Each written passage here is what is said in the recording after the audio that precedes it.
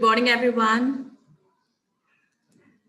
So welcome to this workshop after a very long time. We will just wait for a few minutes for others to join, and then we will start.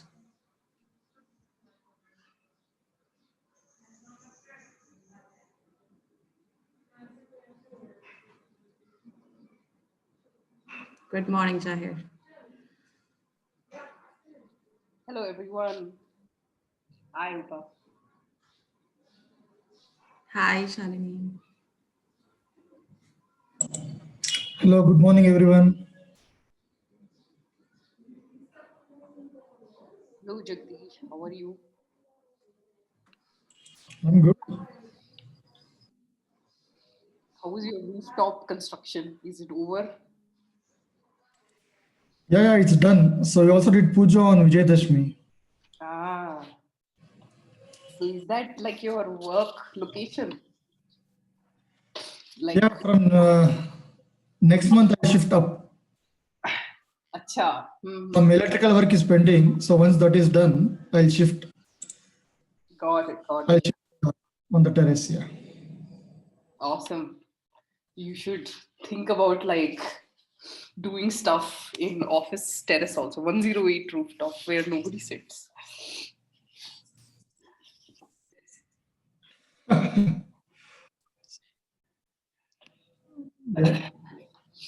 Yeah, I call it mini.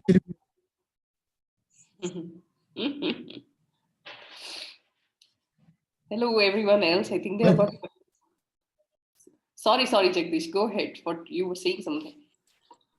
No, I think you're not feeling well. You're cold. Yeah, this has been my state of being for the last 1 week, actually, since Saturday. So I'm actually just here to just, say a quick hi.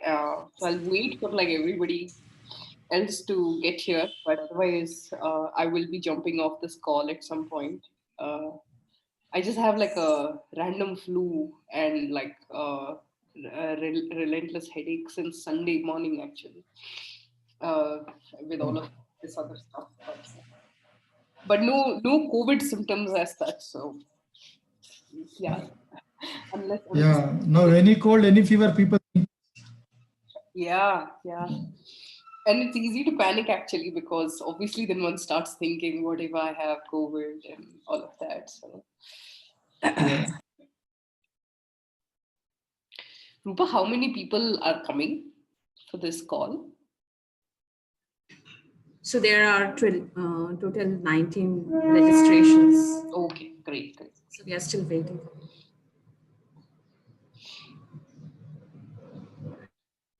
Cool. I think there are about 17 people here. Great. If it's possible for everyone to just briefly switch on the video while I make some quick introductions to your faculty members for today. And then I'm going to jump off the call just so that, our guest faculty also has a sense of what do you all look like. That would be great. But yeah, I mean, if circumstances are tough and you just can't do it, no problem. We understand.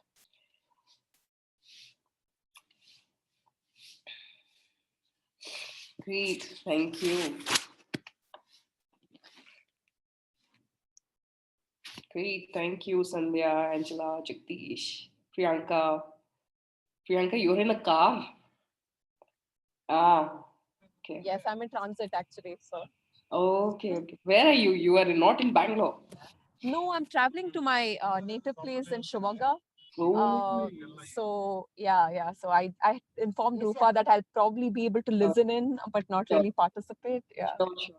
Your home is Shumaga. That's a beautiful place, by the way. I love that place. So, great. Hope you have a good time at home. Thank you so much. Great. Hello, Rajesh, Anand, Augustine, Sister Lizzie, Zahir, Bhavishya. Hello, great. Okay, so as all of you can see my avatar, I've been, just battling. Hello, Sister Rosaline. Just been battling this cold, cough, flu, headache body ache, sore throat, all of that since Sunday. Things have got a little better as of today morning.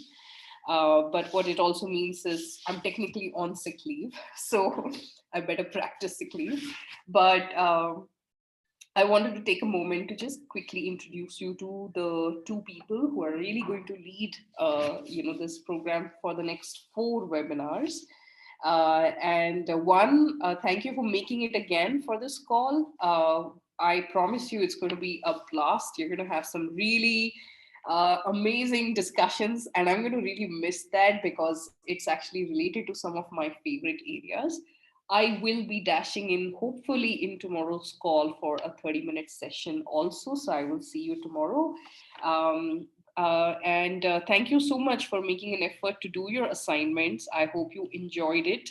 And just in case you're wondering, what is really going to happen, I want to take a moment to quickly introduce two people. So one is, you briefly met Rupa, and she's, I think, been coordinating very closely with all of you.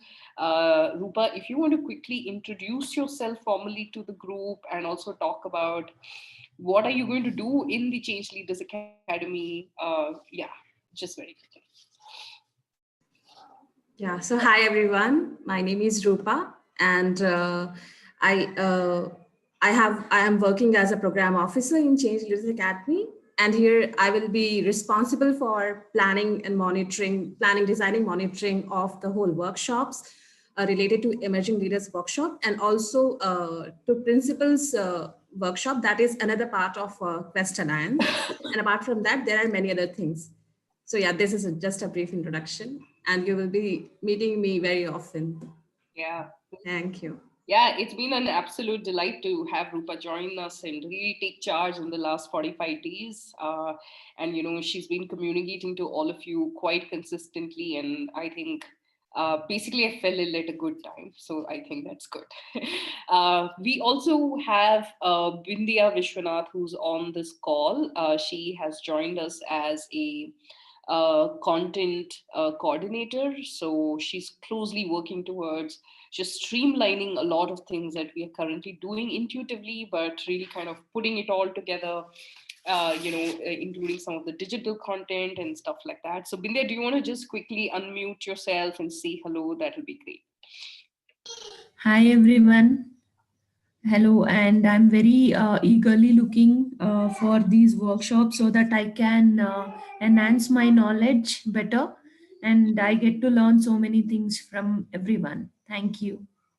Great, thank you.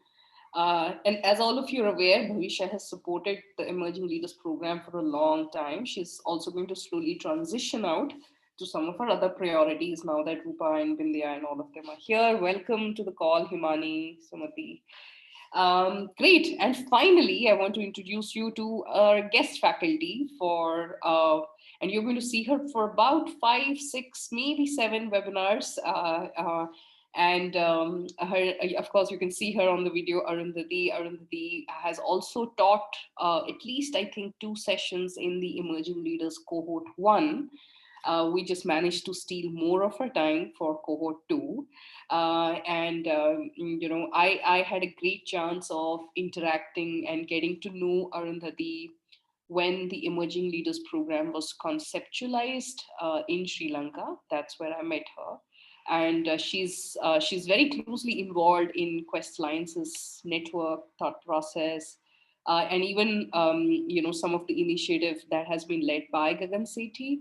An exceptional facilitator. I hope all of us also have a chance to be in her workshop one day, like a physical workshop.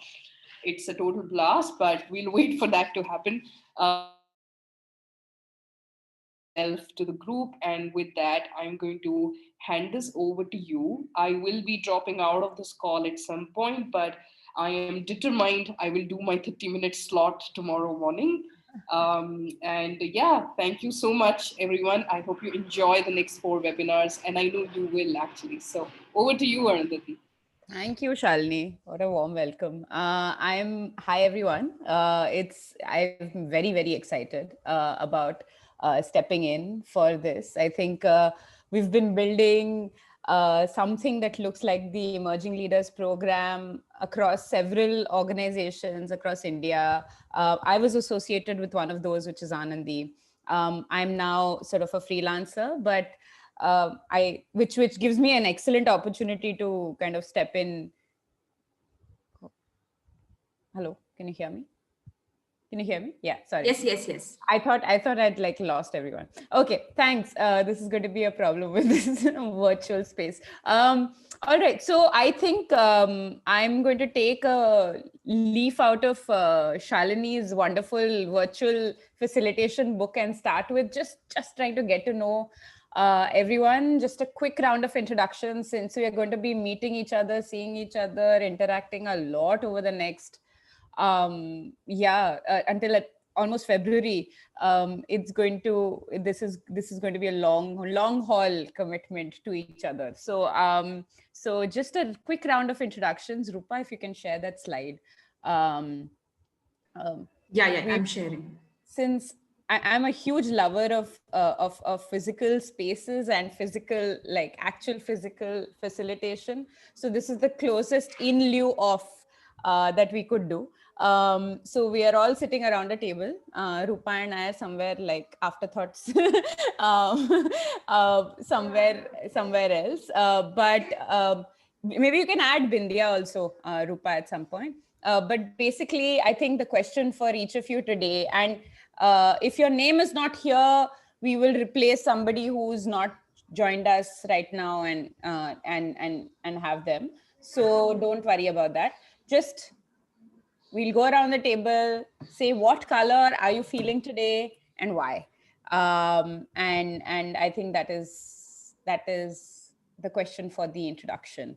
If you could just tell me your name, just briefly, where are you located currently, and what color are you feeling today? For those who are not able to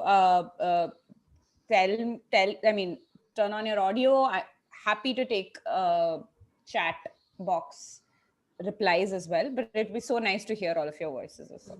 So whoever wants to start, please. If you want me to start, actually I'll start. I'm feeling blue with a tinge of beige today.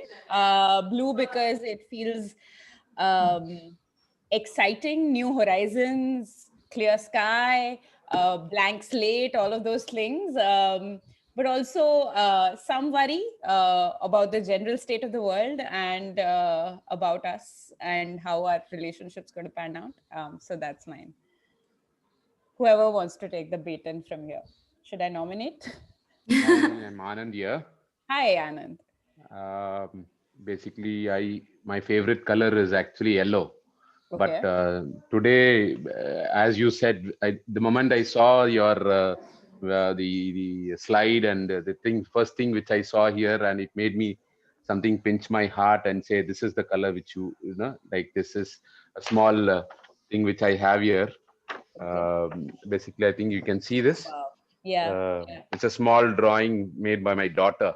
And the wow. first thing which I saw, the horizon part, the orange color, the top color here, which is like a soothing thing. And I think today's day is a very good beginning for the color, and especially for me. I thought that was my attachment to that color today. So the orange color. Okay. Thank you. Orange. Thank you. Thank you. Should I nominate any other person? Please go ahead.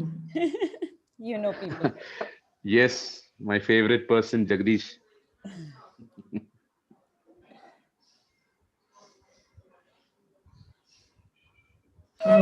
So I'm feeling greenish. It's been raining well in Bangalore. Greenery from my window, and also green is a symbol of nature, so I would prefer green. Okay. Who do you want to nominate, Jagdish?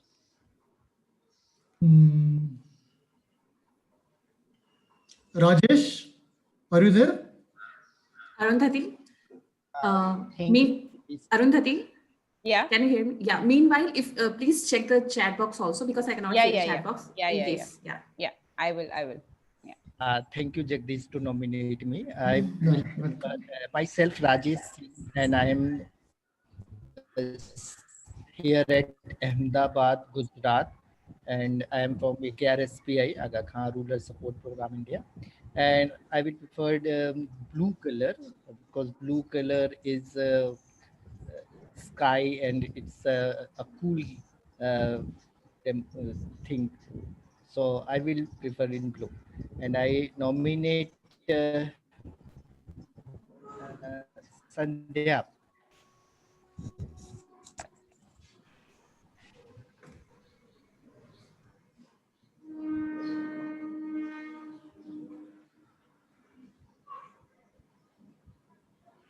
Sandhya? Hi, Can yes, you hear us? Yeah, yes, hi. I'm here. Yeah. Yeah, today, like, I'm feeling pink. Pink is a color of joy, love, affection, and same thing I'm also expecting from the session. I'm really excited and loving this. Thank you. Thank you, Sandhya. Who would you like to nominate, Sandhya? Yes, Rupa. um, so I'm feeling very happy today. And for me, this day is a very sunny day. And so today I am feeling yellow. And I will nominate Bindia.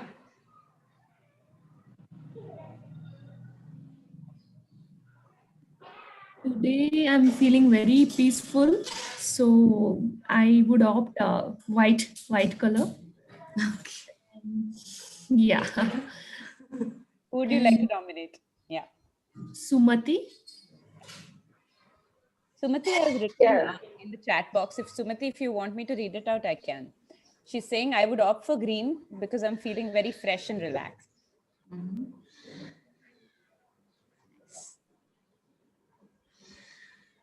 And if Sumati, I will randomly say, Augustine, do you want to share how you're feeling today? Yeah, thank you. I'm based out of Guwahati. I work with Quest Alliance. Okay. So I'm feeling, I think, excited and coming with an open mind. I think just to explore and receive whatever is coming ahead. So I'm looking forward. I would choose white as a color. Okay. Who would you like to nominate? Angela. Angela.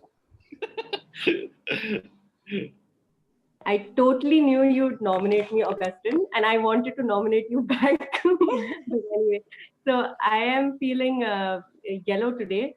It's my daughter's second birthday, and she is so lively and loud that I can't think of another color today that describes my feeling. Happy birthday to your daughter. Yeah. Really happy birthday for her. I will nominate Himani.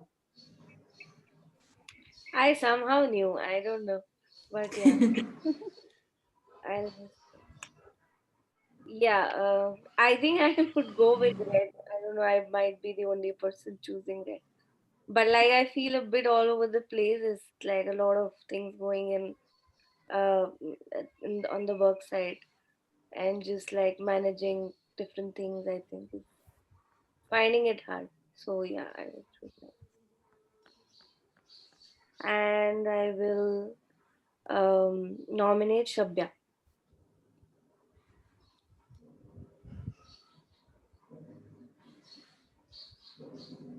I think Shabya is not on the call. I don't see her. Okay. Should I nominate the other person? Yeah, if you can nominate someone else. Sandhya? Sandhya already went, I think. Yes, ma'am, I finished. Okay, then Imti Sangha. Sandhya, share. Okay, so we got two names for Sandhya. Okay, then I can go with Imti Sangla. Okay. Again, just trying to figure out if Imti Sangla is here. I think she has not joined yet. Manisha? Himani, your color is really standing true today. Yes, good morning, Manisha here. Hi. Hi. So my favorite color, I feel purple today. Purple is a color of nobility and also of power and royalty and also of the suffering, good feel. And I really feel that as we are going to learn about the power within us. So I'm very happy whenever I see purple color, it makes me happy and glad. So that is not the power within me. This is going to make me happy. Great, Manisha. Welcome. Thank Who you. would you like to nominate?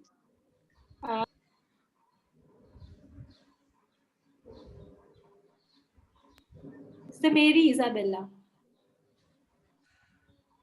Hi, thank you, Manisha. Hi everyone, I am Isabella. This morning it started raining from morning 3 o'clock onwards, heavy rain here in Chennai.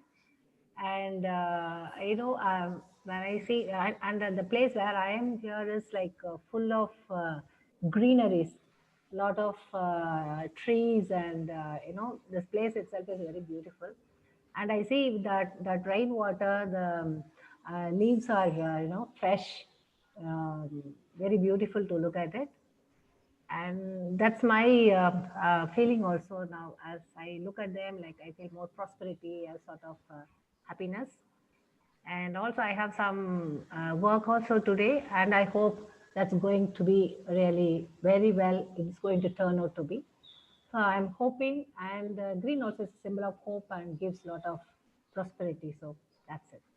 Thank you. I think I would like to nominate Augustine. Augustine has already gone. Done it? Okay. Yeah. Sister Lucy? Yeah, it's white. I am feeling the color of green, that is little darker green, because I am surrounded by very beautiful nature. I am a lover of nature.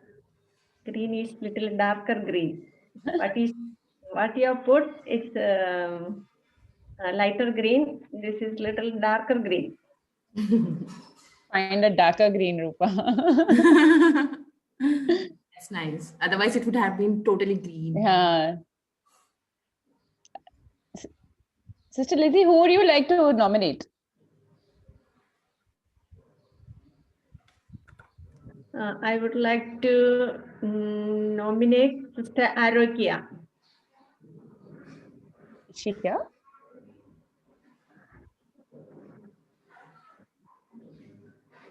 I don't see her here. Then I will nominate Devraj. Is Devraj also here? I'm not sure. Sorry. No, don't see him either. Ratio.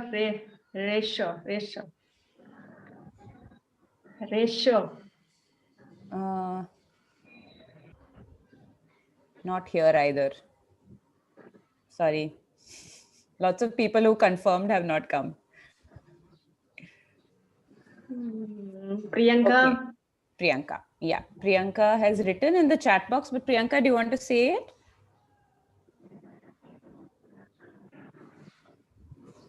Or I'll just read it out. Oh, she said, sorry, she's traveling, right. So she said she's feeling green because she sees a lot of greenery around her today. So find another shade of green. Okay. Okay. All right. So I think I see Sister Selvi.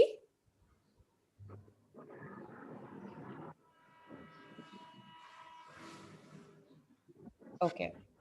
This is written, I feel violet. Today is the day with many challenges and I'm confident to face them. Sister Selvi. Yeah. Okay. Who else?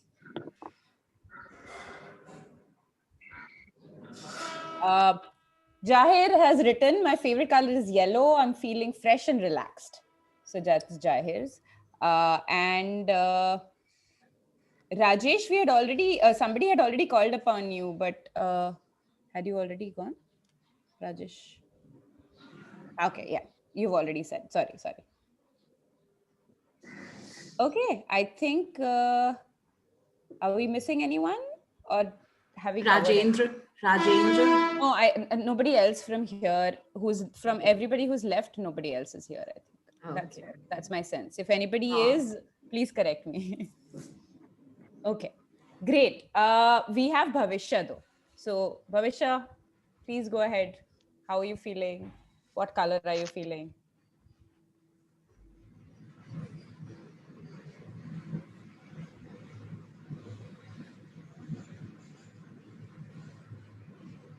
Bhavishya? Okay. And Shalini? I can't even like think through my blocked nose and ears and eyes and everything. So, what am I feeling like actually? I think I would choose. I think I would choose yellow because I don't feel like yellow at all. So I want to feel like yellow. You know, I want to feel like I have energy and I have like brightness and I'm like alive. So let's go with my aspirational status versus my current status. Excellent. Thanks. Yeah. So welcome everyone. This is a bright and colorful table to be at. Very excited to be with all of you today. Very excited to be in the midst of so many colors.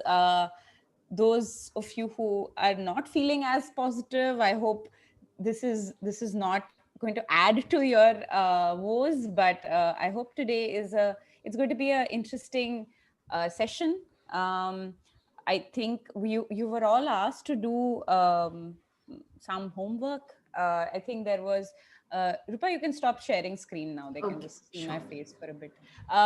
Yeah, so I think you were all asked to do some homework. Some of you have done it, some of you haven't.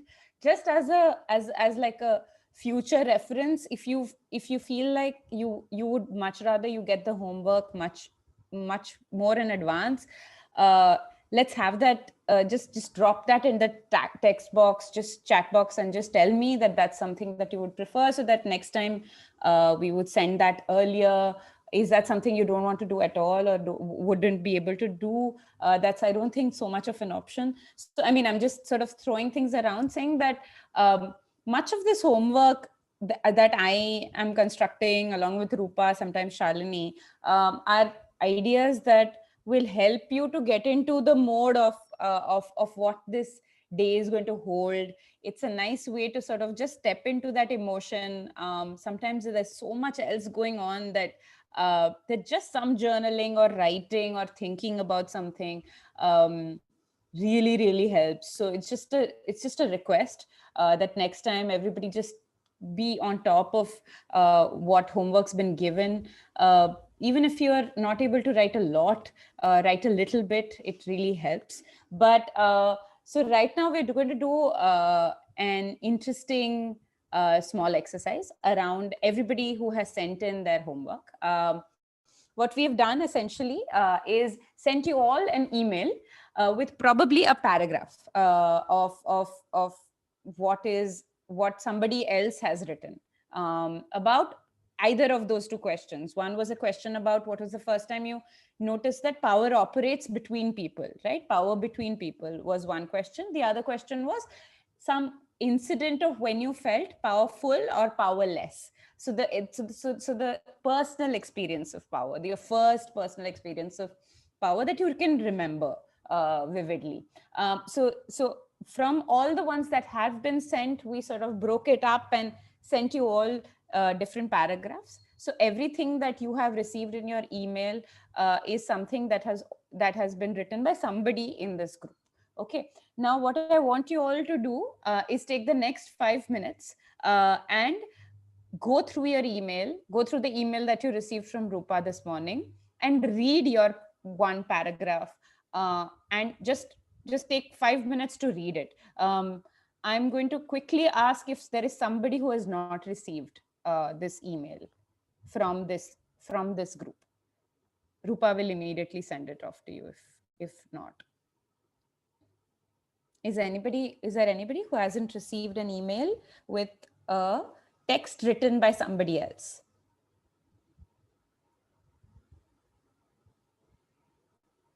Okay. I take the silence to mean you probably have all received. So I'm going to leave you for the next 5 minutes. At 11:35, we'll reconvene. Just take 5 minutes to go to your email, read that paragraph. It's going to be very important for the next, whatever we are going to do next. So please read it carefully. And now I'll shut up.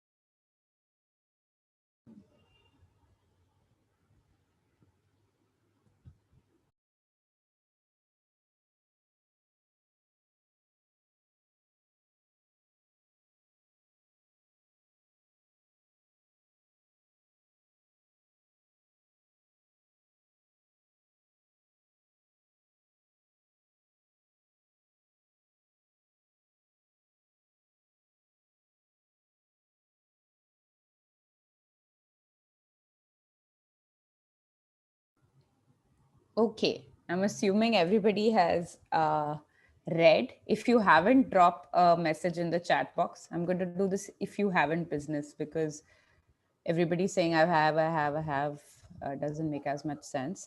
But I hope everyone has read. Now there is a very specific thing I want everyone to do.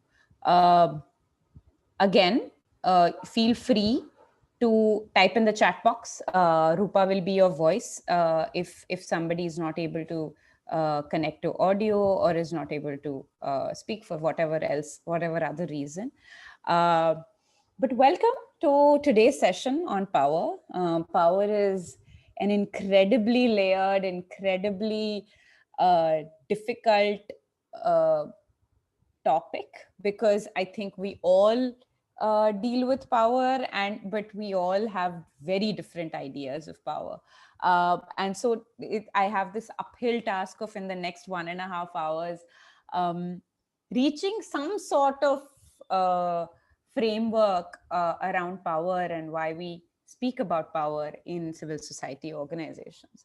But now that you've all received your texts, there is a simple, we are moving on to a very simple activity. Okay. So now, so we're doing something called the listening circle. This is something that we might revisit several times. So I just want you guys to listen in on what it is essentially doing. Imagine we're all sitting around that table that we said we are sitting around, right? Imagine we're all in that table and we're going around and listening to every person say something. What do you have to say? Well, you have to pick one or two sentences from the text that you have received that resonate with you the most. Okay. All of you have received long paragraphs, short paragraphs, whatever it is. Pick one or two lines that really resonate with you, that you feel that you can relate to. They could be, they don't have to seem like they have come from you. But they can be something that really rankled with you or like really stayed with you. That's one. Then when your turn comes and we'll go around the table, we will go sort of in the order of which everybody, in the order in which everybody is present here. When your turn comes, read them aloud to the group, the one or two sentences that you've picked. And very importantly, because we're all the time when we are reading or are going to read or have finished reading, we spend a lot of our energy just focusing on what we are going to say or what we've already said or what we are saying. I want everyone to tune in to what somebody else is saying. These are somebody else's words in somebody else's mouth, but clearly these are experienced emotions. So I want everybody to listen. Echoes are something that we will practice later, but right now I just want this to be what we do, which is basically pick one or two sentences. When your turn comes, read them aloud to the group, and at all times, please listen. Yeah, so if we can now have, I know that some people are missing here. Rupa, myself, Bindya, and Bhavisha will not be participating in this exercise. So if we start with Anand and we go in a clockwise circle, whoever is present after Anand, I know Devraj is not here, etc., etc. So we go like that, and everybody just reads their two lines. I will give you 30 seconds to just find those two lines and mentally just prep yourself. Think of yourself sort of entering the space, sitting down around a table, calming down, finding a piece of paper, reading through it, and finding two lines that really resonate with you. And we can start this listening circle. Just unmute yourselves, read the two lines, and let it go to the next person. So Anand, whenever you're ready, go ahead.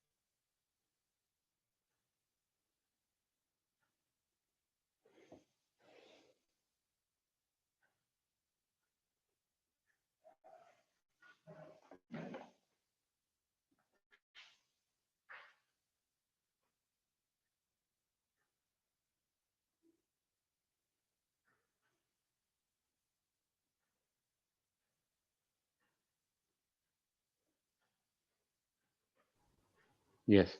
Can I start? Am I audible? Yes, audible. Go Yes. ahead. Yeah. Two lines which is striking me in the paragraph which I've read is, one is the one which says, the head madam is more powerful than a class teacher. I also, in my life, I also realized that the headmasters or the principal of the school is more powerful than a class teacher in taking decisions about a child. In my life also, I have many things to be related to, where I really feel the principal was the person who were able to, change my life also, was able to convince the teacher, class teacher, to change my life. Because the other line which is striking me is, I was one among the uh, class students who were very restless and naughty and less attentive and more playful and things. But the class headmistress or the principal of the school had a real uh, thing to play in my role to play in my life, was when she took a decision on me. I really feel these two statements and these two lines are more resonating with me and my life. Thank Thank you, you. Anand. Just one note to everybody else. When you're reading, just read the two lines. Right now, we don't want to know how you resonate. Just read them verbatim. Just let this be a unbroken circle of people just reading. So maybe Sandhya next. I won't call names now. So just recognize who is here, not here, and start reading. I'll just mute myself. Sandhya, if you want to go. Yes, ma'am. Yes. So I am the boss. I have all the rights to enter into your sector. The other one said, yes, you have the right, but to discuss with issue regarding the admin, you need to discuss with me. So these are the two sentences it's catching me. I'm the boss. I have all the rights to enter into your sector. And the other one said, yes, you have the right, but to discuss with the issue regarding the admin, you need to discuss with me. Yes, ma'am. Over. Anything, ma'am? No, just mute yourself. I think the Yes. next person can now start. I think the next person is Sumati. Yeah. We see a lot of evils in our societies happening day to day life, like injustice, corruption, violence, discrimination, especially to poor women, young girls, and children. To this, I could not do anything. I am helpless. Only my heart pains. I really feel my powerlessness. When we'll have a society where we could enjoy real peace, equality, and brotherhood?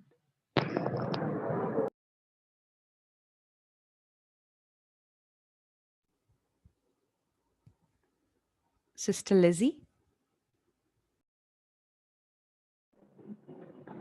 The striking sentence. I felt powerful when I accomplished my task assigned, even when I faced challenges, and when I was very transparent in all the work that I have done.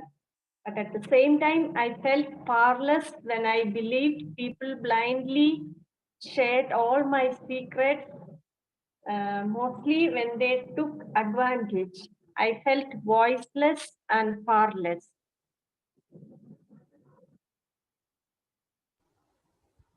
Jagdish.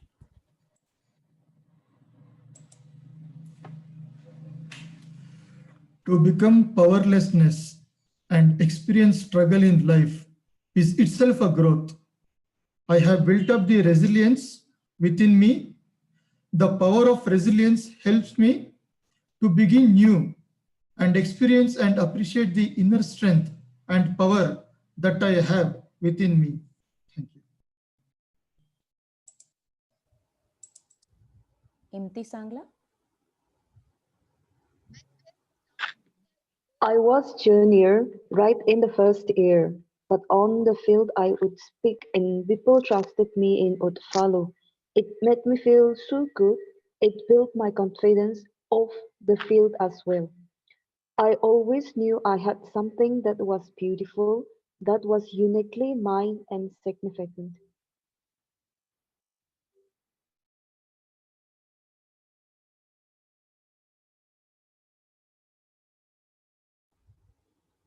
Augustine. He was the earning member of the house. He is eldest in the family with lots of experience. He knows better for the family, and that he cannot be wrong was all the factors which I thought gave him the power to scold my mother for even the things which she is not responsible for. I would never wanted to exercise such power in my life where also the thoughts running in my mind.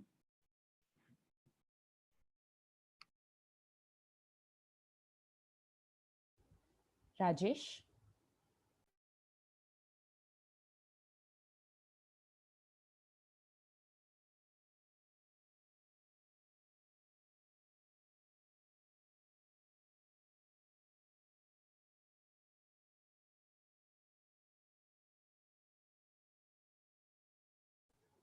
Rajesh? Are you here? If not, we can go to Manisha. Yes, I got to know only then that whatever work we do or is responsible, we should be having good knowledge about that subject or activity and need to be upgraded to complete our major duties of work individually and not to rely on others. Only then we can be powerful and to build good rapport with various stakeholders.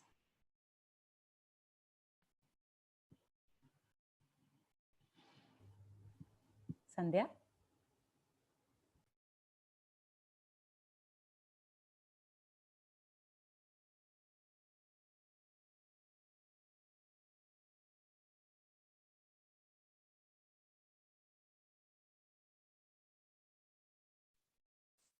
I think there's only one Sandhya on the group, so maybe I'll go. So Yeah. Sorry, you already read, Sandhya. So I'll move to Angela. Sorry, you already read, right? Yeah, this is Angela itself. Oh, Angela. Okay. All right, go ahead. Yeah. So I believed in my self-confidence, my power. I started my NGO in 1996 with social-minded people, friends, and with my small savings account. Now, through the NGO, I reached my goal through upliftment of more than 20,000 women and youth.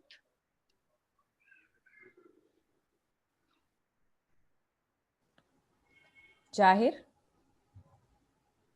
Yes. We took the matter to the school principal, and after carefully sensing both sides, I was issued a letter and the teacher was replaced as a class teacher for our class. This was the instant I realized that my position had its set of power. Thank you. Thank you.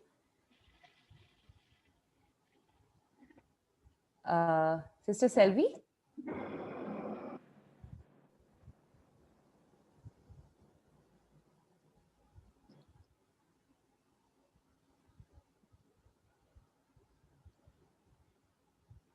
Sister Selvi, are you here?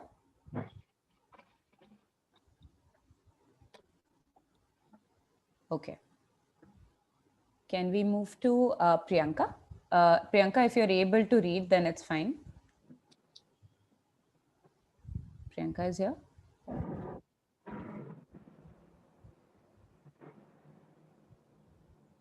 Okay. I think I'm not. Yeah. My name is Mr. Katie. Mr. Mary Okay. is my name. Anyway. Okay. Yeah. I also got the same, the reflection of someone who already read. We see a lot of evil in our societies happening day-to-day life, like injustice, corruption, violence, discrimination, especially to poor women, young girls, and children. To this, I could not do anything. I'm helpless. Only my heart pains. I really feel my powerlessness. When we'll have a society where we could enjoy real peace, equality, and brotherhood? Same thing has come to. Okay. Thank you. Thank you. I missed you, Sister Mary. Sorry. I saw Sister Selvi's message and then I got derailed. Himani? Yes. Today I'm able to exercise my experience, able to go an extra mile in my work, think beyond keeping the end in mind, and also empower people to be more productive and be more expressive. This power comes when we connect with others.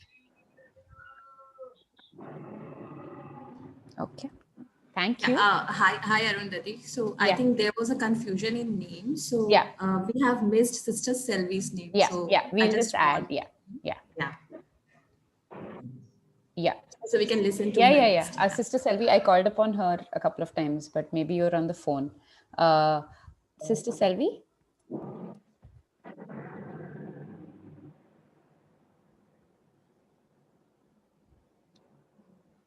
Yeah.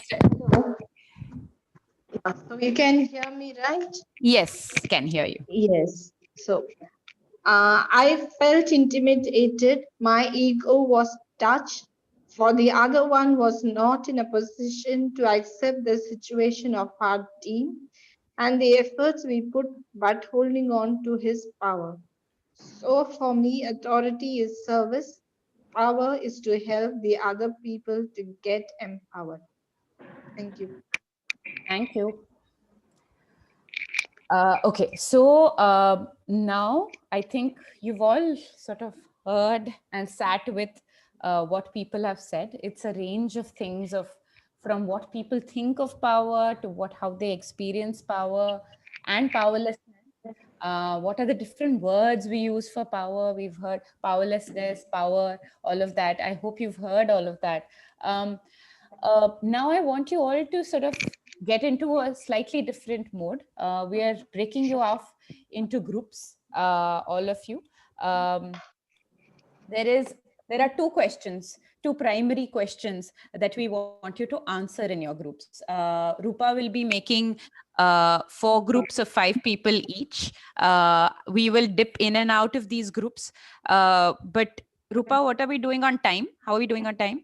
Can we give them 20 minutes? 15 Yes, minutes? so we'll give them 20 minutes and they Okay. will get notified before 1 minute.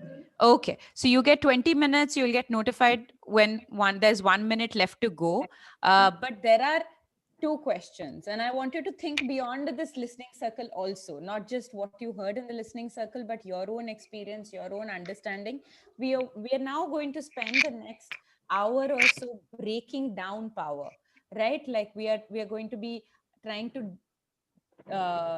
deconstruct power, right? So the first question is, what do you think are the main sources of power? Okay, what are the main sources, or what are the different sources of power? Okay, and if you had to classify, what would you say are the different types of power?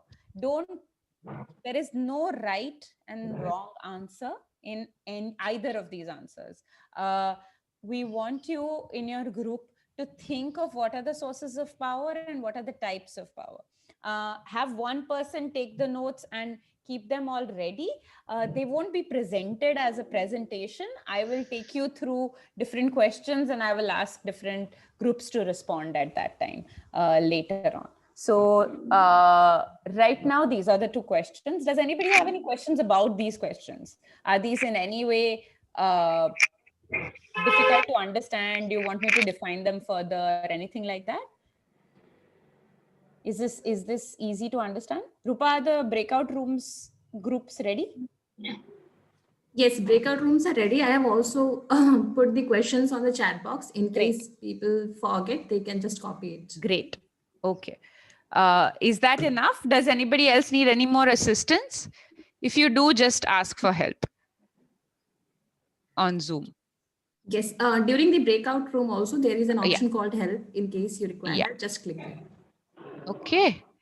All right. Great. So now we'll break you out into your rooms. You have... Who else? I'd like to add one more thing which came out very crucial in our group also, like power can be service. Power is also a service. Okay. It can be influential, it can be empowerment. So it all concludes to that power is service. So it almost relates to civil society thing. Right. Okay. Power is serving a large number of people. Okay. All right. Power is service. Yeah, and just to add to that, I mean, just Yeah. stemming from all these phrases, and also from what I shared, the line it says connecting with people. Yeah. To be able to bring about that change, to be able to serve people properly, I think connecting becomes really important. And the word that we use, empower, uh, Mm-hmm. you know, we are able to bring about those change if we connect. So I think power is important to connect with others. Connecting. Okay. Power is important to connect. Who anybody else have any thoughts? Even in a group as we were discussing also at emerge, like power is a drive. No, it is basically present in every individual, Mm-hmm. and as civil society, we are there as a collective. No, Mm-hmm. so it's a drive which leads you forward, or it compresses you, or it can have both positive and negative influence. So in Right. that way, power is something which has to be regulated, and it has to take a proper shape. So that's why I think civil society leaders have to exercise power proper way. Thank you, Mrs. Selvi. I think very important point that power is ubiquitous. Power is everywhere. You cannot do away with power. You just have to find different ways of working with power, existing power.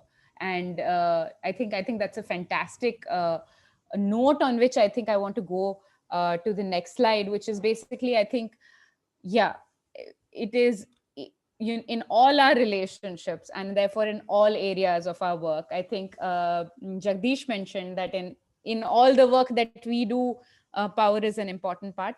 Just like that, in every relationship, like Mr. Selvi said, it's everywhere. Power is all around us. So we exercise power, and power is exercised on us. A lot of us constantly were talking about how in the listening circle also we heard so many words that said, I felt a lack of power, I felt voiceless, powerless, helpless. Even all of those are also ways of feeling power in a negative way, or in the lack of it, right? So that in itself is also power. um, some of you also mentioned, I think Angela mentioned, challenging the status quo is such an important part of our work. And I think this is a very crucial fine point, which is because we are always confronted with unequal power, and we are moving towards some sort of, when we keep saying equality, equality, equality, what are we essentially saying? We are saying equal access to resources, equal dignity, equal amount of opportunity. What does all of this finally mean? We are talking about power and some sort of equity and some sort of equality in power. So all of our work is also geared towards challenging this unequal power relation, and therefore a big part of how we should conduct ourselves should be to understand power. If we don't understand how power traditionally operates, how are we going to overturn it, right? So that is another. uh, that said, we do in our own context maybe all understand power in limited ways and within limited frameworks. Maybe we understand it very well, but maybe we don't have all the ways, all the different frameworks in which we can understand them. I'm going to present a few different frameworks today. Let's see what it can do basically to get us to a deeper understanding of power, its sources, its faces, and how we essentially have a relationship with power, our personal relationship with power. I think yesterday's journaling exercise was a lot around our personal relationship to power. All of this so that we can be more compassionate civil society. What I think every single one of you in different capacities was saying, as change makers, we need to understand power, because we need to exercise a different kind of power, a power of compassion, a power of change, a power of dignity, the power of, and therefore with all of that at the heart of our work, if we design strategies, they don't remain superficial, cosmetic change.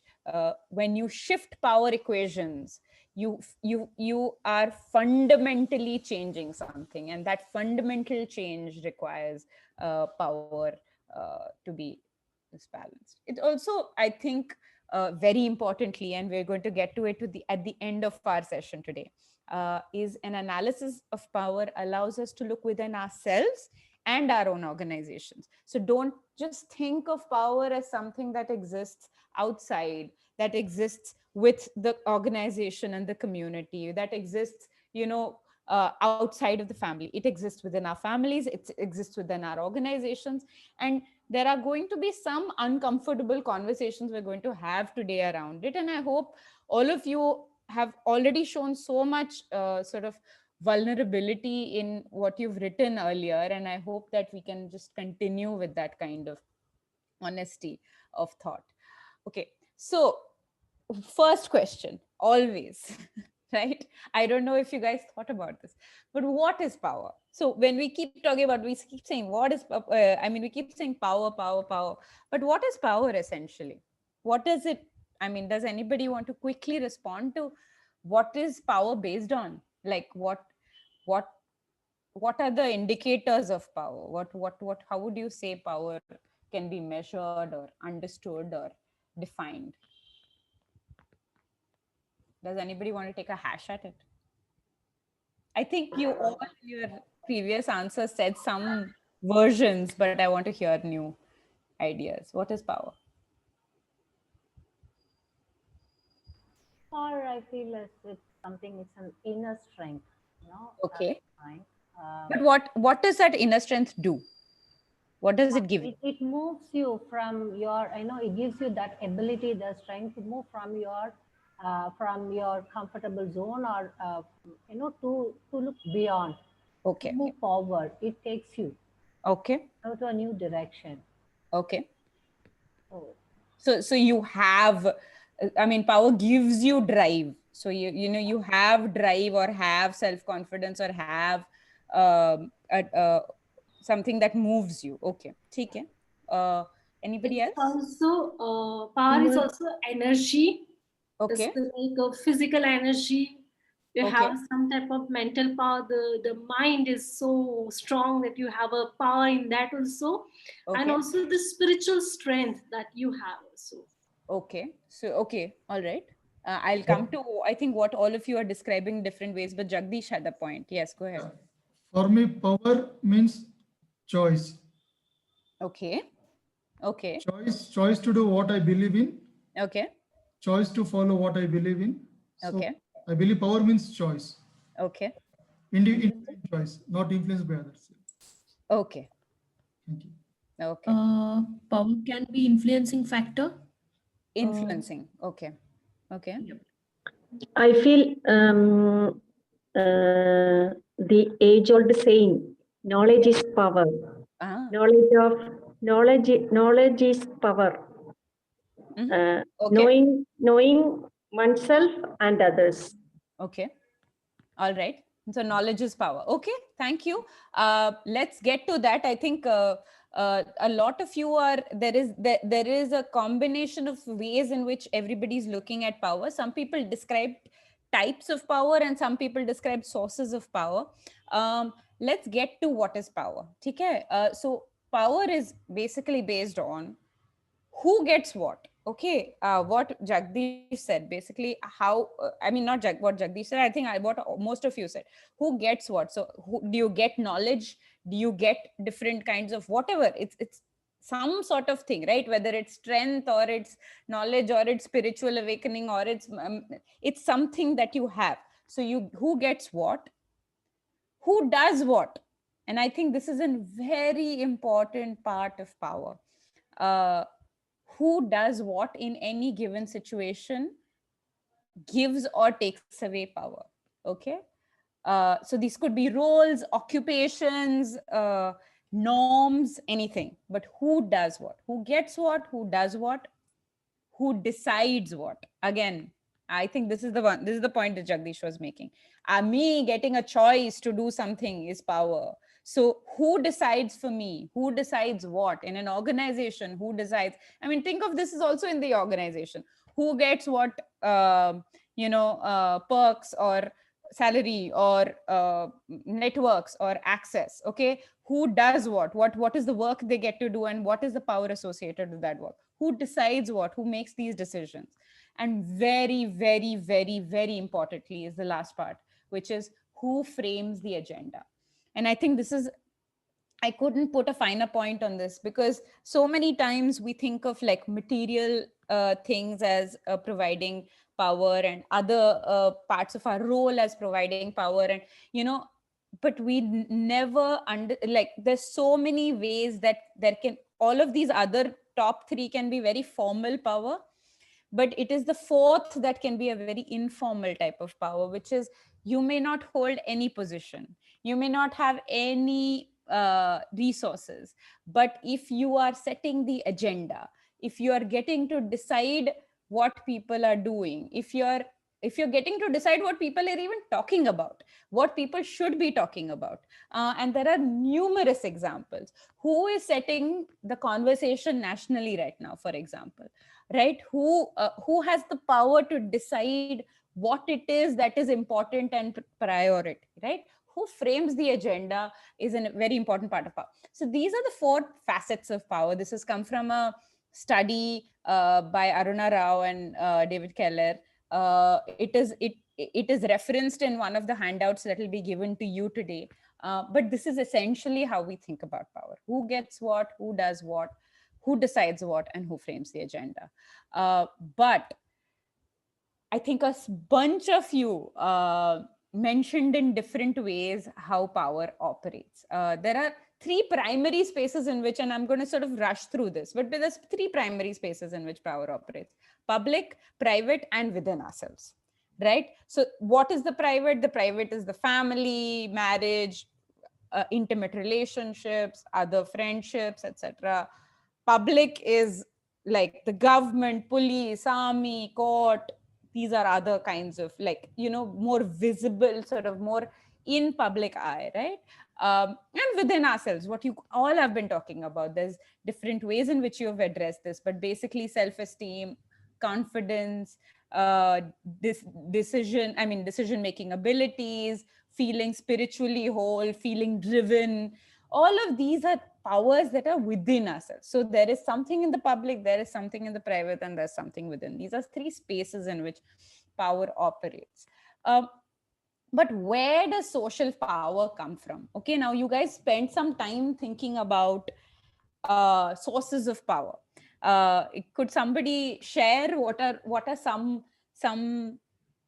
things you spoke about? What are sources of power? I think some of you also answered something, and out of that also I'm gleaning some things. But is there any other thought around what are the sources of power? Where does power really? What gives power?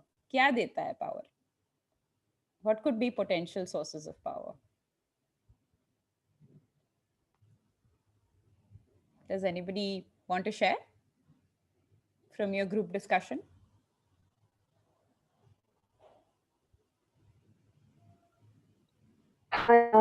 May I? Yeah, go ahead. Okay, so from my understanding, power is something which everyone gets. Everyone has that power, whether we agree or not. Every individual, young, adult, everyone has the power. But like you have mentioned, it's all about how we use that power, how we bring out that power. So you have said who gets what, who does what, who decides what, who frames the game. So it all comes from within. It has to be individually decided thing which everyone gets the power. So for me, like, power is something about knowledge, behavior. And now you are asking about social So you said social knowledge. Power. So for me, like, you said knowledge, yes, and then what else? Behavior. Behavior. Okay. Yes. Behavior. Uh-huh. And our determination. Okay. Yes. So self-determination. Okay. Determination. Okay. Yes, self-determination. Okay. This So gives you a social when power. we speak about, yeah. So when we say social power is usually not how we see ourselves, but how society sees us. So you are powerful in society when you have knowledge. Okay. behavior is how people will act towards you, right? Or how you act towards people.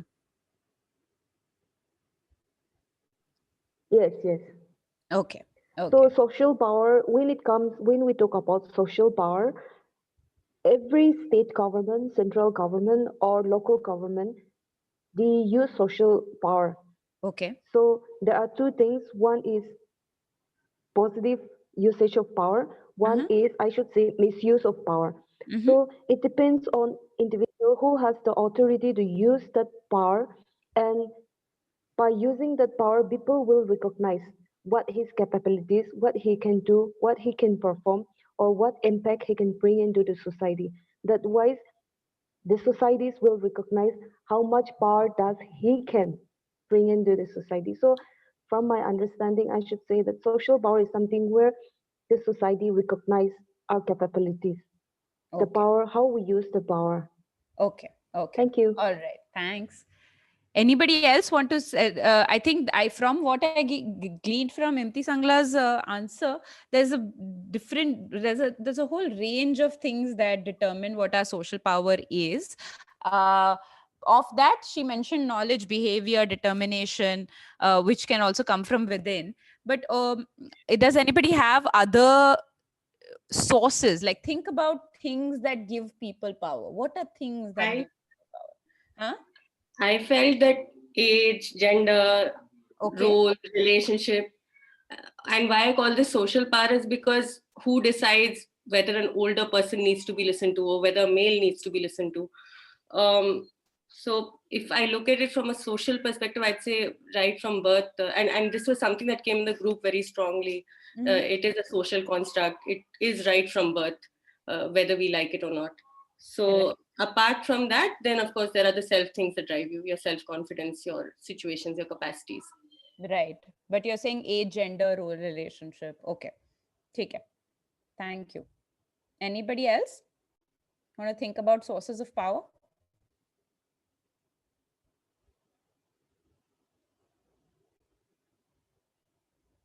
Okay. I think let's move to the next slide. Basically, I think control over resources is a very big part of social power, right? I think a lot of us sort of shying away from stating the really obvious parts of power, which is material resources. If you have money, if you have land, if you have certain kinds of things, you have power. That is, I mean, you're just recognized, you're more seen in social situations and and you gain social power. You have control over people. You have people's labor, people's bodies. When you say gender, what does that mean? You mean that there is a patriarchal system that allows for men to feel some ownership over women's bodies or women's time, and this is not an overstatement in any way. I mean, this is how marriages work. This is how transaction works. That women are seen in that light, and it's not just women. I mean, there's when an upper caste person has access over, say, a laborer, and saying how much time they can spend, what kind of time they can spend, how much time they have to give. That is also power over people's bodies, people's labor. So that's another kind of power, is when you have power over people. When you're a director of an organization, you have 60 people working under you. That is also power. So just think of that, right? Knowledge, all of you have been saying. I think everybody in different ways said that if you have knowledge, it has the ability, knowledge and information, if you have, then it is power. And then there are the intangibles, which is basically contacts, networks, opportunities, who has access to all of these things, those intangibles also. So basically, these are all the resources. So there's fiscal resources, there's bodies, there's networks, there is knowledge and information, and all of these resources, if you have some control over, then that is a source of social power. Doesn't mean the one with the most has the most amount of social power. It just means these are definite sources of social power.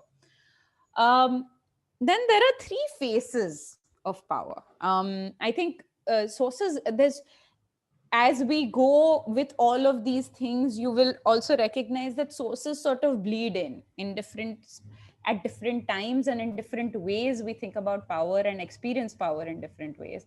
But primarily, there are three sort of ways in which power manifests. And a lot of you have talked about them in different ways. But I think one is direct, visible power. What Imti Sangla was saying about, like government has, these, whether it is, these state bodies or whatever, people who have visible direct power over some others. They can make you do what you want to do directly without needing to go any other way. Seedha bola kar dena padega, and that is how visible or direct power works. Then there is hidden, indirect power, which is basically like a puppeteer, right? You see the strings, but you can't see the person who is conducting it. So there is some kind of way in which this power is being used, but it is a very behind the scenes power. It's not a direct, it's not ki matlab you have the power to influence someone, you have the power to drive some decision, but you're not doing it in any position of authority. You're doing it through other means, right? The third, probably the most dangerous and the most ubiquitous, most all pervasive kind of power is invisible power.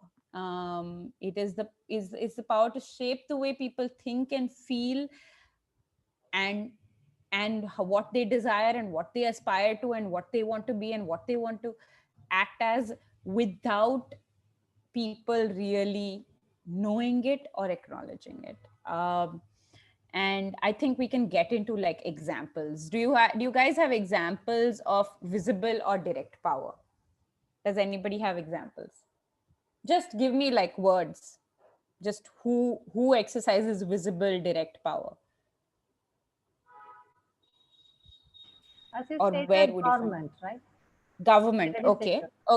Government policy and act. Okay, all right. Anything else? Who else? What else? Where else do you see direct power? A teacher over a student. The heads of the organizations. Yeah. Heads of organizations, teachers, yes, very good. What else?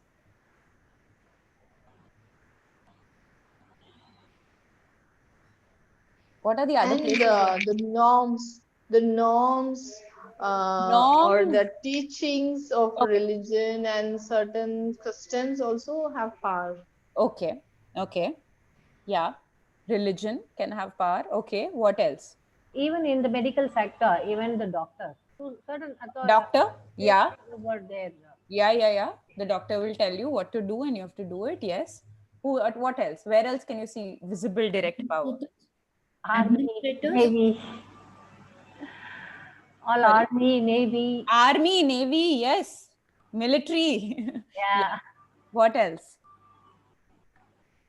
Administrators. Administrators, okay. Maybe to a lesser extent in terms of just like how much power they can, but maybe, yeah, IAS officers, that sort of thing. But yeah, military, police is one thing. Religious leaders, again, came up. Political leaders, right? You guys said heads of institutions, you guys said other kinds of, but these are visible direct powers. We understand visible direct power. Another big kind of visible direct power is just violence, whether it is crimes against women or it is a number of different ways in which people are directly subjugated, right? That is direct power. Physical power is direct power.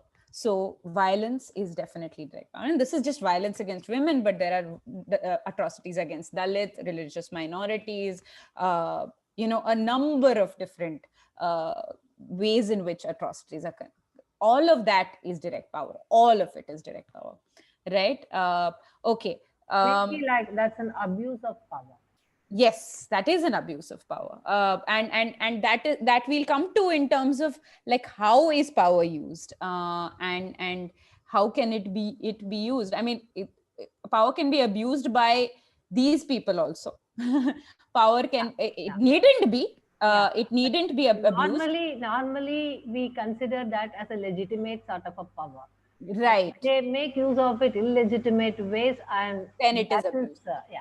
Yes, you're right. There is some authority that is given to these people to exercise some amount of power.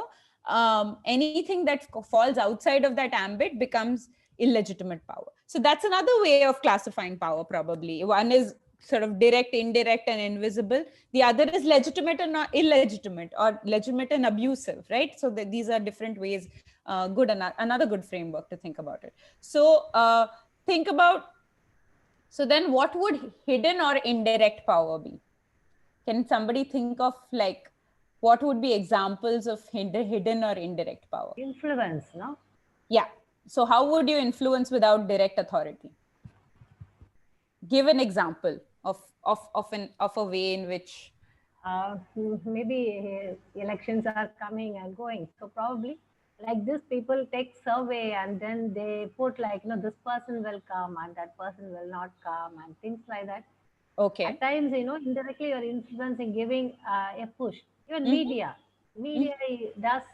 directly doesn't say things, but then the way they put the informations and taking the information to the people, and definitely they do.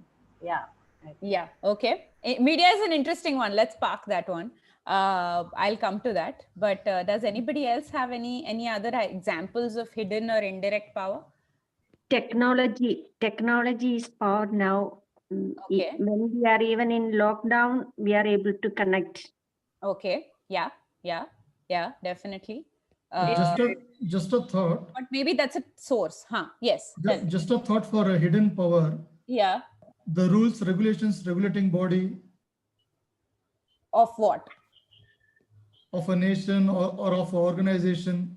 So wouldn't you say that's a direct power? Because that's written down, right? Like that's visible. That gives you authority to immediately act on it. What are rules written that are not written down? Think of that. What are rules we all follow that are not written down? The mindsets, something like that. Or social norms, customs, रीति रिवाज. हाँ, ये तो करना ही पड़ता है. You have to do this. इतना तो you have to have, wife has to serve the husband, right? So one is, हमारे में तो child marriage होता है. Yeah, tell me.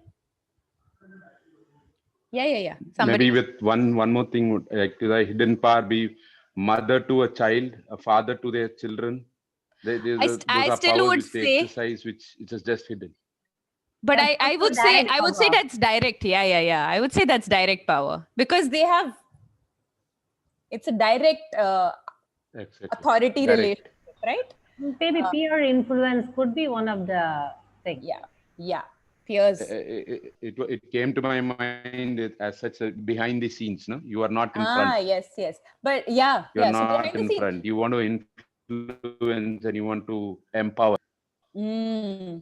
Right. So one form of hidden indirect power is customs.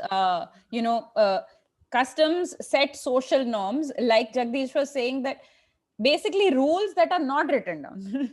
Rules are there, but they're not written down. So it cannot be acted as a direct power. You don't know who is saying concept, which they are manifested in the form of several community elders or different people who will come and tell you that aisa to karna padega. But it's not one body regulating this, right? There's no one person sort of the face of customs and rituals. So that is one. Another is as organizations and donors and funding agencies also indirect power. They influence what is okay, what is not okay, what you're spending your money on. Largely funding patterns, if you study neoliberal funding patterns, for example, a whole swathe of multinationals, different funding organizations are led by different lobbies the world over, and so they will fund in a very specific way, in a very specific pattern, And that is not based on the needs of the country, but it is based on their agendas. So it's a lot of different ways in which, and I'm not just saying this is always negative, not at all. I'm just saying it is a hidden power. They will say, nahi, nahi, hum to sirf paisa de rahe hain. You know, we don't intend to ask any questions ye wo, but there will be a couple of questions in the monitoring. There will be a couple of questions in the evaluation.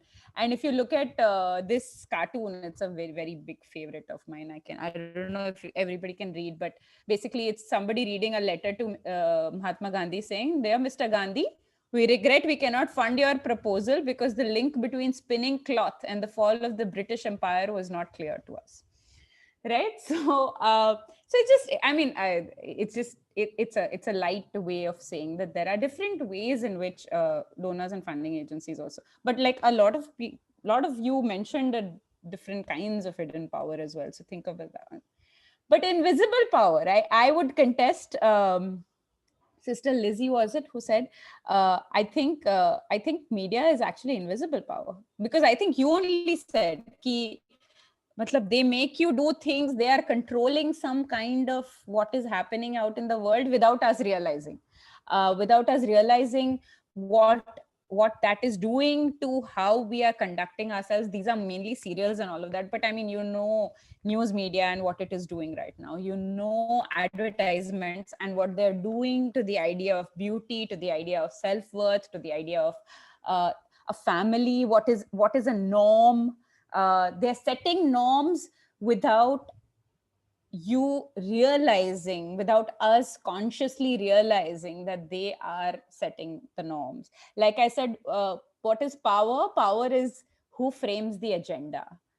The media is constantly framing the agenda. It is constantly framing how we should be thinking about what we should be thinking, and how we should, what are the barometers against which we measure ourselves. So invisible power, media. Can anybody think of any other invisible power? What is completely invisible? I think somebody already said it, but it wasn't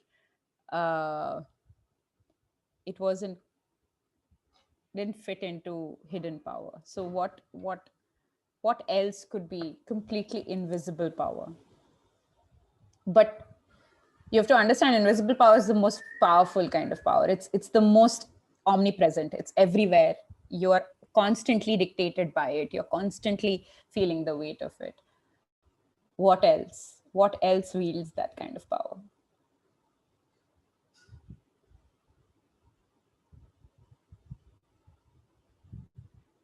I don't know whether it is correct.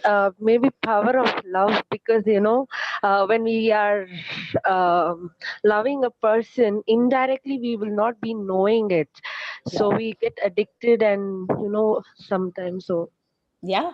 I think it's possible. And so basically, I think ideology is where I was sort of leading the discussion. Is basically, it's ideology is such a ubiquitous or ever present, and there's so many ideologies, right? There is whether it's patriarchy, or it's a certain kind of religious ideology, or it is capitalism, or it is any other form of positive ideologies that we are constantly associated with, but they frame everything that we are doing all the time. That is how society is ordered, I mean, essentially. But what is right, what is wrong, what is good, what is normal, what is abnormal, lot of things are framed by ideology. It is invisible because we don't question it, right? We don't say, "Arey, but why do we think that a good girl is somebody who takes care of her parents? Why is that a norm?" Why is a good wife somebody who can cook?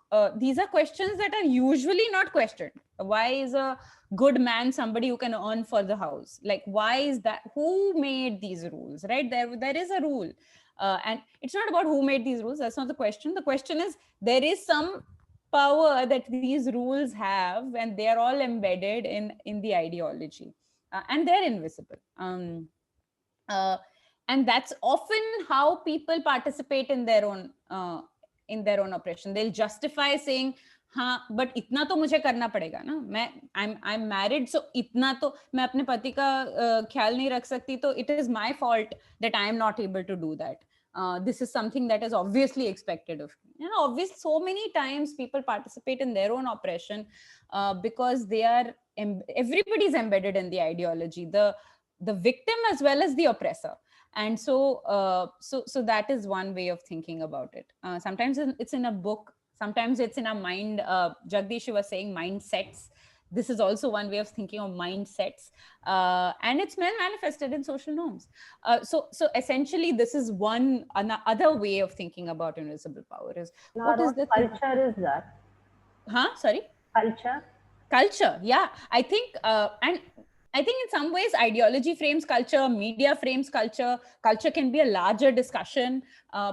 Culture can be separated from power as well, but I think definitely culture is also a set of basically practices and rituals that are repeated over and over again, and it becomes a culture. So yeah, you're right. Culture is also a way of thinking about invisible power. So I mean, these are the ways in which we think about it. But I mean, so far I have taken you down a very negative way of thinking about power. A lot of you already have a very positive idea of power, and you understand that not all power can be bad. So what is good power? What is positive power? It's essentially, there are three sort of, there is a framework in which I'm coming at you with a slightly feminist framework of power, which looks at what is positive power. How do we think about power that empowers rather than disempowers, that gives rather than takes, that shares rather than keeps to oneself. So those are the three sort of forms of power that we go. So one is power to. The agents, or this a lot of you said, the agency or the capacity to act for change, right? So power to, you give power to someone, you empower. This idea of empowering, empowerment can happen in several different ways, but giving power to is one way of thinking about a change. So it's not just delegating, it is saying that I concede some of my power so that you can have more power. So that is one way of thinking about power too, is giving up to empower. The other thing is power with. I think a lot of you talked about love, you talked about solidarity, a sense of togetherness, feeling something with someone. So not thinking of power as something that I have and that you cannot have, but that we have together. In being together we have power. So power with. And of course, I think every single one of you has some idea of power within. This idea of what we hold within ourselves, self-esteem, self-confidence, and what that means. And so what does power really do to people, and how it can transform, and how it can be a really liberating, wonderful, positive thing when it's done in the right amount and not abused. And not just not abused. I think there is certain kinds of power that is meant to disempower certain people and keep some people in power. There is other kinds of power that is meant to equalize as much as possible. And that is this power to, power with, and power within concept. So essentially, when we say power to, we and power with also, we're talking about empowerment, right? We are talking about empowering rather than disempowering. So what is empowerment behavior? It's basically, it is a precondition for change. It supposes that there has to be a behavioral change in people so that there is a shift in the balance of power, right? When you shift the balance of power by changing something in your behavior, that is empowerment behavior. And you shift it positively, right? So it is the beginning of all empowerment processes, and it is largely based on the principle of inclusion. I think a lot of you did nonviolent communication, and there was a whole session on that. But essentially that also basically talks about inclusion, right? It talks about how do we make the most amount of room for the most amount of people, and not feel challenged by it, not feel like we are competing for resources all the time. And so this idea of letting go of some of our power to have somebody else also participate in this exercise of power. I think one way in which NGOs really like to think of their work often, NGOs or charity organization, is we are doing something for someone else. Yes, you might be, but there is something you are also, we are all gaining in the process of doing that. The more we think of it as hum kisi ko kuch de rahe hain, in giving even in giving that something, we are not letting go of the power of being the person with more resources, right? So how is it that we can say that we can give without constantly feeling like the messiah or the person who's saving the world, right? That is another way of thinking about power. It's basically, there is recognition, devotion, trust are the foundations of empowerment's behavior. So it is not, I see that you have less power than me, so I'll just give you power. No, I need to see you as an equal. I need to see you as somebody who deserves to be seen and trusted, and who deserves dignity as much as I do, as in equal proportions to what I do. And then empowerment can start. Empowerment can never come from a place of charity, for example. It can never come from a place of, I want to do good for you. Empowerment comes from maybe a place of saying, how is it that you don't have what I have? How is it that we are not equals when I see you as an equal? The moment you start seeing somebody as an equal, the moment you let go of some of your own power over them because of the other material things that you might have that they don't have, when you start seeing them as an equal, then that process of empowerment probably begins. So this is sort of just to wrap up negative and positive power. But I think so many times, I think, and we're talking about this, there were some assignments also in which this came, but knowing all of this and puri dunya badalne chale, we want to change like everything that's happening in the world, yet in each of our organizations, and I say this with full confidence, power is practiced in negative ways also, right? Small and big ways where power is abused, disabused. There is power being used in various ways. So why is it that social change organizations like ourselves also practice power in negative ways? There's a very interesting, I just want to run you through the next few slides. Rupa, just a time check, how much time do we have left? So Arundhati, it's already 1. Oh, it's already 1. Okay. All right. So I'll just run through the next 5 slides really quickly. I don't want to keep anyone too long. Basically, we think that, social change organizations are basically mirrors of the society that they're a part of. Okay? So society में hierarchy है, organization में भी hierarchy होगी. There, whatever happens in society will also happen in the organization. That is a taken for granted.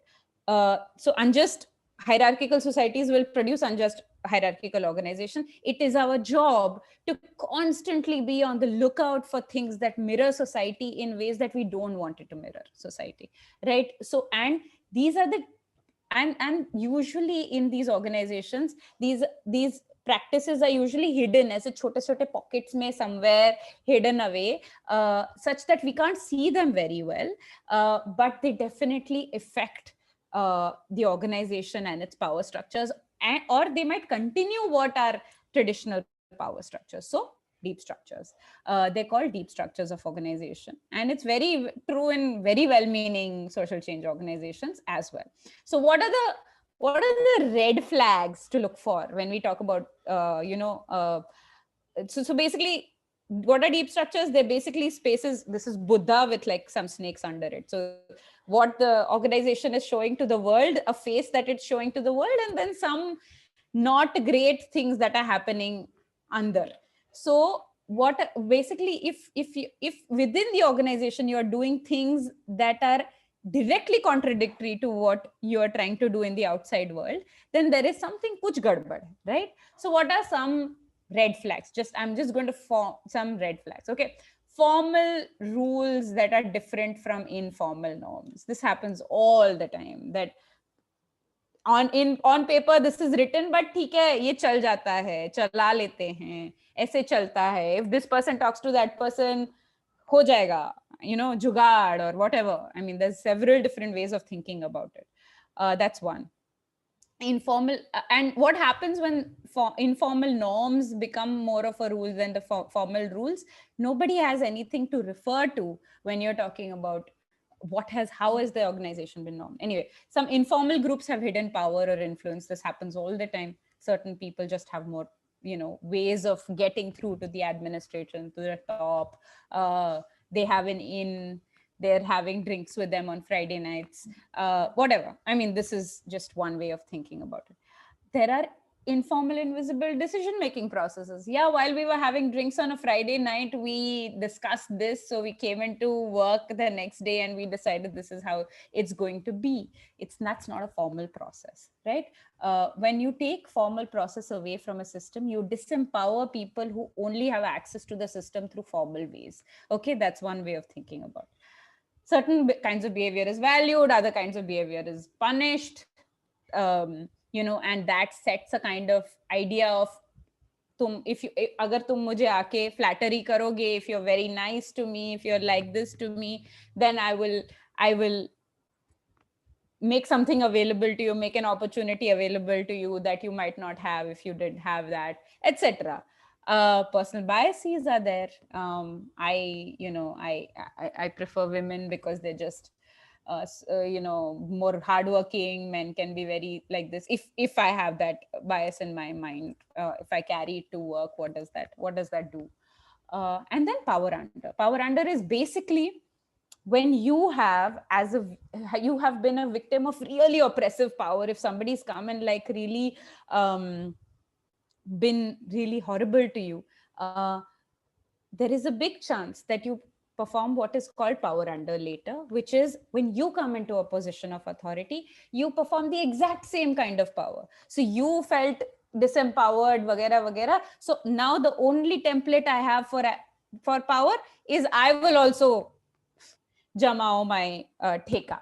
And this happens all the time. This happens in collectives that I work with, women who've been abused all their lives, who come together to form this wonderful collective, and you feel like, wow, wow, wow, what a nice, wonderful collective of women. But then they will exercise the same kind of power over younger people who will try to join the Sangathan, and you realize the templates of performing leadership in our society and the templates for performing leadership power in our society are so limited that everybody knows only 3 or 4 ways of making that work. So the whole power to, power with, power within is a truly revolutionary way of thinking, because most people will only think power over. So these are ways of thinking about, these are red flags, okay, for your organizations. There are many more red flags than can be there, but these are some examples of deep structures. So power, the power under, I don't need to get into, I explained that. You can get, what does power under look like in organizational context? It can mean, some flattery, some sort of personal favors, gossip, character assassination. It can mean, overt obedience and covert sabotage, meaning सामने सब कुछ हाँ जी और पीछे से try to like sabotage someone. But I know that we didn't have any time to talk about the deep structures, so I'm going to leave you with a small exercise for tomorrow, and I swear this is the last slide. Think of 3 such practices in your own organization, which may be seen as deep structures. Okay, they could be, and they have to be specific examples. This is not something to be shared. This is for your own assignment to be submitted at your own time. This will not be shared with the group. Think of 3 practices that you think may be seen as deep structures. And what are the ways in which these can be done away with? How can you convert the practice of power in those practices into positive power? How can you think of ways in which that power can be countered? And what will you do about them in the near future? Okay, what will you as an individual do about those three practices in the near future? So recognize practices that you can do something about. Okay, those that are completely outside of your ambit are good to know about, but if you can't do anything about them, then don't get into it. Think about three such practices and then write this change that you want to make to these practices in action language. So who will do it? What will need to be done? How will it be done? By when will it be done? And where will it be done, right? If you can just answer it in these ways, it gives you a sort of a small action plan for your own change of power practices in your own organization. Okay. I'm so sorry that the end of this turned out to be really rushed, but and I'm sorry I've taken 11 extra minutes. Thank you so much for participating today. It was a really, really enriching conversation.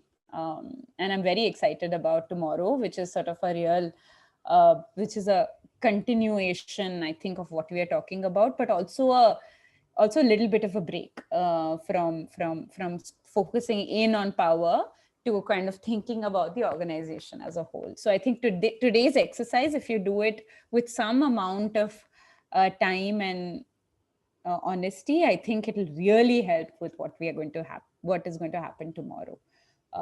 So I'm open to like the last few questions if anybody has them, or I'm happy to close.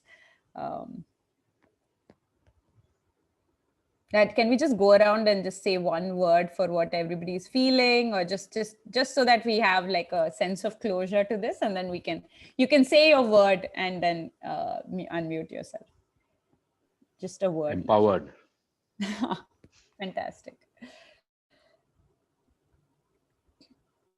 Empowered. Oh, wow.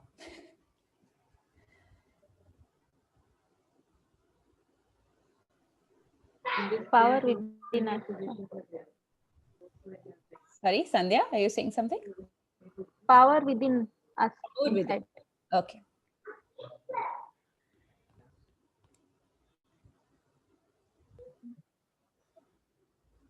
Enlightened.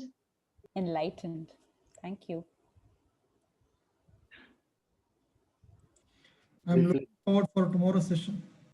Sorry, looking forward. Oh, great. That's really nice. I'm also looking forward. Who else? Sorry, somebody else was also saying simultaneously with Jagdish. I was saying reflective. Reflective. I'd say tough assignment. Good. I like this answer. Yeah. Okay.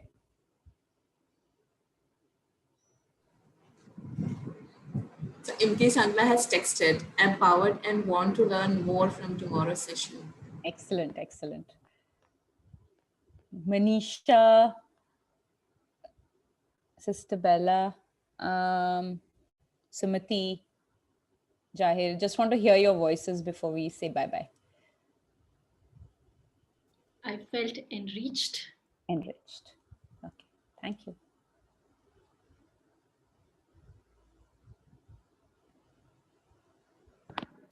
Very enriching session. Great. Thank you, Sister Lizzie. Empowering. Empowering. Even I feel empowered. A lot of knowledge about power, and I got a clear clarity about the differentiation between power and powerlessness. So now I feel more powerful. Great. Confident. Yeah. Excellent. Bhavisha, Rupa, Bindya, do you guys want to add anything? I think Arundhati, it was really a powerful session. I enjoyed a lot. And I am really feeling happy the way people are giving one word, you know, they are feeling empowered, they are feeling enriching. It's really, really nice. And yeah, if So Bhavisha and nice. Vidya For the wants to share. first time that I get to be with this group, it's such a positive experience. It's always such a good way to start. I hope this sets the tone for the 7 more webinars that you guys are stuck with me for. Okay. Thank you guys. Thank you so much. I'm very, very thankful for everyone, for your honesty and for your engagement. Happy birthday again to Angela.